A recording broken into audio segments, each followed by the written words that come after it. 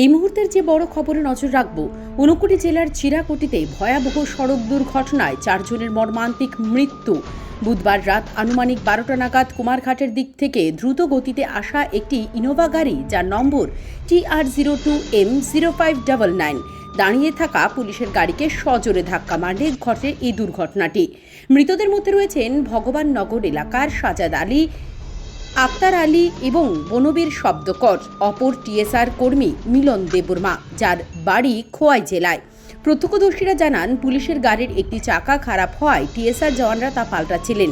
সে সময় দ্রুত গতির ইনোভা গাড়িটি প্রথমে মিলন দেববর্মাকে ধাক্কা মারে এবং পরে পুলিশের গাড়ির উপর আছড়ে পড়ে।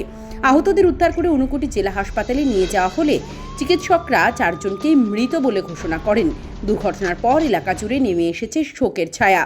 স্থানীয়দের দাবি, এত রাতে গাড়িটি কেন এত দ্রুত গতিতে চলছিল তা নিয়ে প্রশ্ন থেকেই যাচ্ছে। গাড়িটি কোনো অবৈধ কার্যকলাপে যুক্ত ছিল কিনা তা খতিয়ে দেখার দাবি উঠছে। Bureau report, the Uncuts. জানতে পারলাম রাত্রে 12:30 পৌনে একটার মধ্যে একটা ইনোভা গাড়ি কুমারঘাট থেকে খুব দ্রুত আইতেছে। কুমারঘাট রোড দিকে আইয়া ওই চিরাকুটিতে একটা পুলিশের গাড়ি দাঁড়ানো আসলো। পুলিশের গাড়ির এত সজোরে ধাক্কা মারার পরে এখানে টোটাল গাড়ির মধ্যে 3 জন আসলো ওই ইনোভা গাড়ির মধ্যে, আর পুলিশ গাড়ির একজন টিএসআর মারা গেছে। তো টিএসআরের নাম হলো মিলন দেববর্মা।